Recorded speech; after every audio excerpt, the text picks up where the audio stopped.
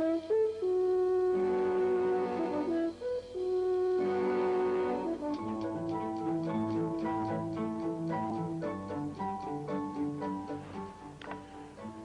in 1956, I wrote and recorded something we called The Strangest Secret.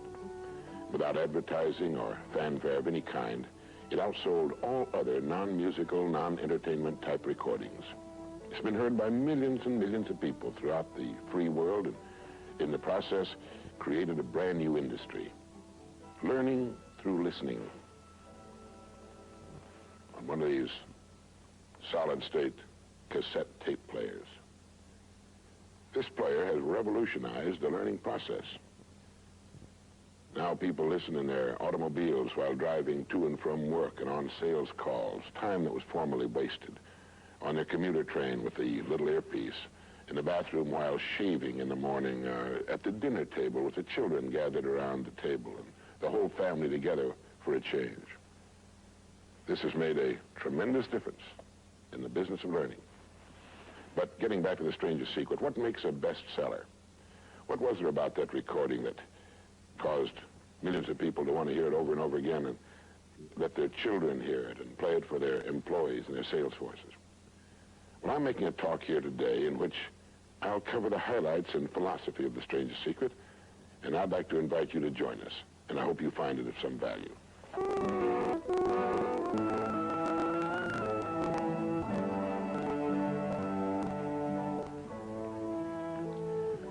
I want to tell you the most interesting story in the world. Why a person becomes the person he becomes. Why a little boy or a little girl grows up to be the kind of person he or she becomes. Now, the estimates by the experts in this field are that most of us are using somewhere around 5% of our real potential. Some experts say as little as 1%. It means that we're only giving about 5% of ourselves to what we're doing, to our days, our work, our families, everyone we know, our entire environment. But it also means that we're only experiencing 5% of the fun, 5% of the joy, 5% of the rewards we could be knowing, or less. All the experts are agreed that in each of us, there are deep reservoirs of ability, even genius, that we habitually fail to use. Why? We know that most people desire by nature to succeed. But what is success? What is this word that has become so famous in the world? What does it mean? Most people don't know what success is all about. And since they don't know what it's about, they really don't know where to look for it.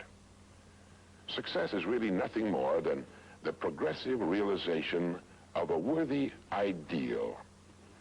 This means that any person who knows what he's doing and where he's going is a success. Any person with a goal toward which he's working is a successful person. This means that the boy in high school who's working toward a diploma, or the boy in college toward a degree, is just as successful as any human being on earth, because he knows what he's doing, why he's getting up in the morning, and where he's going. But conversely, if a person doesn't know what he's working toward, what it is he wants, doesn't have a goal toward which he's working, then he must, at least by this definition, be called unsuccessful. Why isn't then, with this simple definition, why isn't everyone successful? Should be easy. Yet surveys indicate that 19 out of 20, 95% at least, are not. In fact, a survey one time asked thousands of working men why they got up in the morning and went to work, and 19 out of 20 didn't know. 19 out of 20 working people didn't have the foggiest notion of why they got up in the morning and went to work. Under closer questioning, they said, well, everybody works. Well, that would be a good reason to quit. In fact, here's a little rule of thumb you might want to remember. Whatever the great majority is doing under any given circumstance, if you do exactly the opposite, you'll probably never make another mistake as long as you live. Just something to keep in the back of your mind. The problem with most people is that they're playing the world's most unrewarding game. And the name of the game is follow the follower. There's a story about a small town in which there was a jewelry store, and like all jewelry stores, or most jewelry stores at least, he had a big clock in his window. And every morning for years he'd noticed a working man stop adjust his pocket watch to the same time as the clock in the window. He'd been doing this for many years, and one morning the jeweler was out in front sweeping his sidewalk, and so he asked the man, he said, tell me, why do you adjust your watch to my big clock every morning? I've noticed you're doing that for years. The man said, well, I'm the foreman down at the big plant. He said, I want to make sure my watch is correct because I blow the quitting whistle every night at 5 o'clock. The jeweler looked at him rather strangely for a minute, and he said, well, that's funny. He said, I've been setting that big clock in the window by that quitting whistle all these years. A very logical thing, but they could have been off 6 months. It was a case of a person just going along with what he thought to be correct without checking his references. So I want to suggest that from now on out, at least we do that we check our references and ask ourselves, are the people I'm following going where I want to go? Let me tell you the story of what we might call the average young man in our society.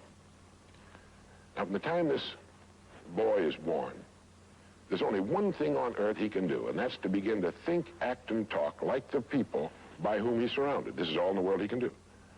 But right off the bat, the odds are 95 to 5 that he's thinking, acting, and talking like the wrong group. They're wonderful people.